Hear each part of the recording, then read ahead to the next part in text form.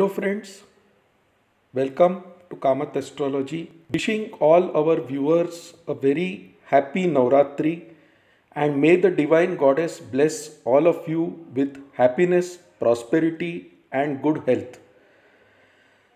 So earlier last year I had made one video mentioning the importance of Navratri and the 9 forms of goddess Durga. In that video, I had explained the meaning of each of 9 forms of goddess Durga. So I will give a link to that video in the description section. I suggest you watch that video first before you watch this video. In this video, we will talk about the Navarana mantra, which is one of the most powerful Durga mantras mentioned in the Durga Saptashati. Now, being the time of Navratri, if you simply chant this powerful mantra for the 9 days of Navratri at a fixed time daily with full faith, this mantra can remove a lot of difficulties from your life. However, there are certain rules that you need to abide with while chanting this mantra, and we will cover all these aspects in this video. So first, let us understand what is the Navarana mantra. Now, Navarana mantra means it has 9 syllables. Just like you have Om Namah Shivaya, which is a Panchakshari mantra with 5 syllables. Similarly, Navarana mantra has 9 syllables. Now, what is this mantra? You can see the top left corner of the screen. The mantra is clearly given. It is Om, Aim, Reem, Kleem, Chamundaye, Viche. Now let us look at what are the 9 syllables. Any mantra begins with Om, so exclude that. Aim is the first syllable. Reem is the second syllable. Kleem is the third syllable. Cha is the fourth syllable. Mund is the fifth syllable. Dai is the sixth syllable. Yai is the 7th syllable, V is the 8th syllable and Che is the 9th syllable. So you can see it is a 9-syllable mantra, hence it is called Navarana mantra. Now means 9. Now what is the significance of number 9? You multiply number 9 by any number except 0 and infinity. Let us say you multiply 9 by 2. You will get 18. Add the digits in 18. 1 plus 8, you will again get 9. Multiply 9 by 5, say. It is 45. Digits in 45 are 4 and 5. Add them, you will again get 9. So, the number 9 refers to the energy which sustains this cosmos. And science teaches us that energy can neither be created nor destroyed. So, whatever you do with the number 9, it returns back to 9 again. Except when you multiply 9 by 0, you will get 0 because 0 is the starting point where the energy merges with Shiva and becomes one with Shiva. Multiply it by infinity, the answer is infinite. This energy or its power is infinite. So in simple words, this is a mantra which venerates Shakti or the divine goddess. Shakti is nothing but power. And there are different types of powers. Now, is Shakti different from Shiva or is Shakti different from God? Can fire be identified without its power to burn? Whenever you look at fire, you identify it with its power to burn. Without that power, the fire has no meaning. Similarly, the divine goddess is inseparable from the divine god, that is Shiva. Shiva and Shakti are one and the same. They are non-different from each other. Shakti is the power of the divine god, and God is inseparable from his power and vice versa. So they refer to one and the same entity. Now, if you see this mantra carefully, there are three Bij mantras: Aim, Reem, and Klim. And Bij mantras in themselves don't have any meaning. Yet, the meaning of this powerful Navaran mantra is given in a stotra called as Siddha Kunjika Stotra. And Lord Shiva has himself explained this stotra. So, the meaning of that stotra is given in the bottom left corner of this screen. Let us understand the meaning of this mantra first. So, if you see the first line of the Siddha Kunjika Stotram, it says, Aim Kari Srushti Rupaya. Now, let us understand the meaning of the word Srushti Rupaya. Srushti is nothing but creation or the universe, and Rupaya is nothing but form. So, here the goddess is referred to as the form of creation, or it refers to the creative aspect of energy of God. That aspect of energy which creates everything in this universe: animals, planets, humans, insects, birds, non living objects.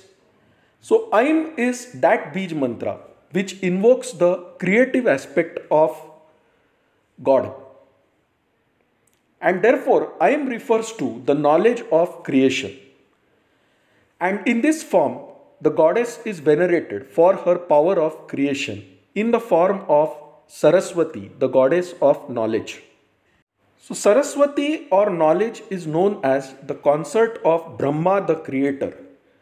Brahma's power to create comes from Saraswati.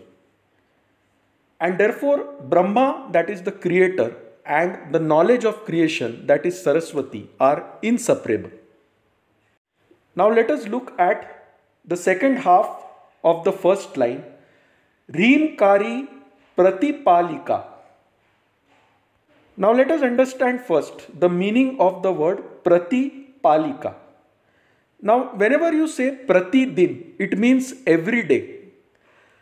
Prati Shan, it means every moment. So, Prati stands for the word every. And what is Palika? Palika means to nurture, to sustain, or to maintain. So, Reemkari refers to the power of the goddess as the sustainer or the maintainer of this universe. She is the power given to Vishnu to sustain the universe, to maintain the universe, and in that form she is venerated as goddess Lakshmi. Now, what is needed to sustain creation? If you look at a human being needs to breathe air, human being needs to eat food, he needs to drink water, he needs to have wealth to sustain his daily activities. So, this power of sustenance or prosperity refers to the power of Lord Vishnu, and that is known as Goddess Lakshmi or Maya. It is the illusory power of Lord Vishnu, and that power is venerated in the form of Goddess Lakshmi. So, Vishnu and Lakshmi are inseparable. They are essential for the maintenance of this universe. Without Lakshmi, Vishnu cannot sustain this universe. Now look at the second line of the Siddha Kunjika Stotra, which says, Klimakari Kama Rupinyai Bija Rupe Namostute. Now what is Kama Rupinyai? The word Kam means desire and Rupinyai means form. So this refers to the desire to create something. It refers to intense desire of creation. But creation cannot happen without destroying what was not required. Only after destruction there is a new creation. And therefore, Klim refers to the power of the goddess to destroy something and create something new. And therefore, in this form, the goddess is venerated as Parvati, Durga or Kali, who is the consort of Lord Shiva, the god of dissolution and destruction. So Kleem is the Bij mantra which refers to the power of destruction so that something new can be created again. Now look at the further portion of the stotra, Bija Rupe Namostute. Bij means seed, Rupe means form. So it means that the Bij or the center of all of these things, that is creation, maintenance and destruction, is the goddess, and we bow before this divine goddess. Now look at the third line of the stotra, Chamunda Chandaghati Cha Yaikari Vardayini. Now in the Vedic times there were two demons, Chand and Mund, who had wreaked havoc in the world, and goddess Durga had to incarnate in the form of Chandika to destroy these two demons. Therefore she is referred to as Chandaghati, that is one who killed the demons Chand and Mund. Now Cha refers to and, Yaikari Vardayini refers to the one who can give boons or bestow boons. Now let us look at the last line of this stotra, which is Viche Cha Bhayadi Nityam Namaste Mantra Rupini. Now what is Viche? Viche means to cut off something. Cha means and, Bhaya means fear, Adi means etc. So the goddess can destroy evil things such as fear, hatred, jealousy, anxiety. All these demons that reside within us, the goddess can cut it off from us using this mantra. If we chant this mantra daily, all these evils will eventually get destroyed by the grace of the goddess. And therefore the last part says Namaste Mantra Rupini, means in the form of this mantra, if you chant this mantra daily, all these evils will get destroyed from your life. So this is the real essence of this Navaran mantra, and you simply have to chant Om Aim Reem Kleem Chamundaye Viche 108 times daily at a fixed time after your bath in the morning, or you can even chant this in the night at a fixed time. Now there are certain rules when you chant this mantra. When you start chanting this mantra, your karma burns off instantly. So all the bad things that you have done in the past, that karma starts burning off, which means certain events will happen in your life which you might feel very painful at first, but eventually things get resolved. So if things are going wrong when you start chanting this mantra, don't get worried. It is nothing but your negative karma being burnt away. Your life can go up and down when you chant this mantra, but do not fear. The second rule is how to chant this mantra. Have a photo or an idol of goddess Durga before you. Place it on a red altar and sit on a clean mattress. Have with you some sindoor, some uncooked rice in the form of akshada, a little bit of haldi,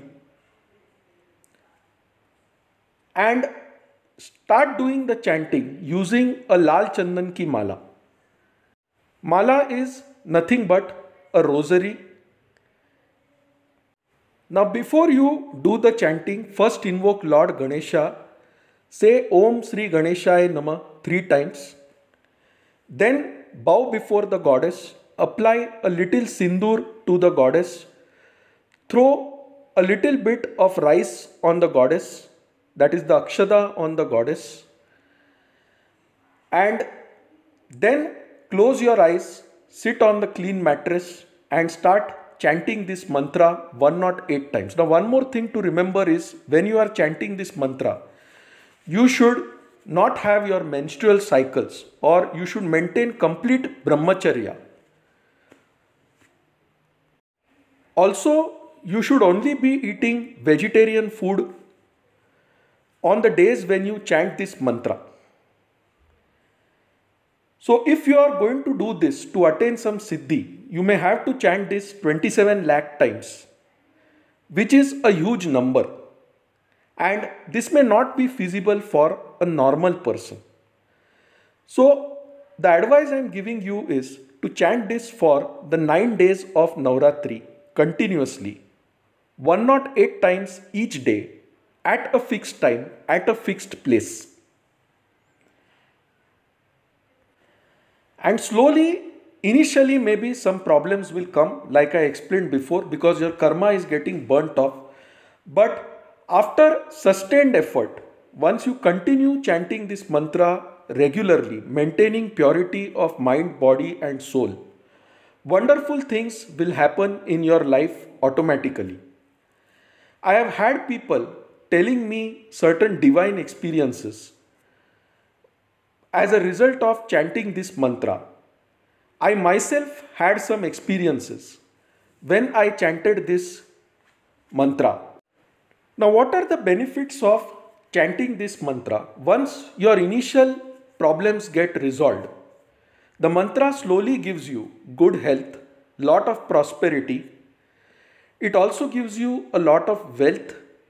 It destroys litigations, it destroys enemies completely, and it also gives you a lot of divine power.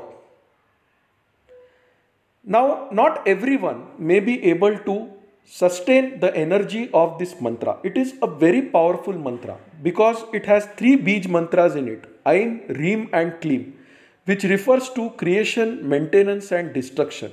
So, it has the energy of Brahma, Vishnu, Mahesh, as well as all the divine deities. So, not everyone will be able to sustain continued chanting of this mantra. But I recommend you to chant it only on the 9 days of Navratri initially, especially if you are a Grihastha who is very materialistic, who is engaged completely in material life. Then do this chanting initially for 9 days and see what effects come within a month or so. If you are a person with a pure mind, having a complete vegetarian diet, not having the menstrual cycles, or maintaining complete brahmacharya, then you can continue sustained chanting of this mantra daily 108 times. And eventually, over a period of 8 to 9 months, you will see divine wonders from this mantra. So, this mantra will give you a lot of good health, prosperity, and destruction of enemies. But never misuse this mantra or never ask the goddess to destroy someone. Let the goddess decide what is good for you. So, that is one thing you need to keep in mind when you are chanting this mantra. Do it without any expectations, do it with a sincere mind, and do it without any hatred for anyone. So friends, today being the first day of Navratri, Navratri has started on 15th October 2023 and 24th October 2023 will be the day of the Dasra festival, which marks the victory of righteousness over evil. So definitely, if you chant this mantra 108 times daily at a fixed time, at a fixed place, using the methodology which I just explained, you will definitely see some wonderful results. Now, one more thing is, when you are chanting this mantra, face the east direction. And before chanting this mantra, do not forget to invoke Lord Ganesha by chanting his name 3 times. Even bad planetary effects can be easily controlled by this mantra. Also, along with the articles I mentioned earlier, you can offer red flowers to the goddess before and after you chant this mantra. After your chanting is complete, please light an earthen lamp with ghee before the idol or the photo of the goddess as mentioned earlier. So friends, once again wishing all of you a happy Navratri. For any queries, you can write to us at astrosevaworld@yahoo.com. You can also visit our website astroseva.tripod.com to know more about us. So friends, thanks a lot. Bye. Take care and stay safe.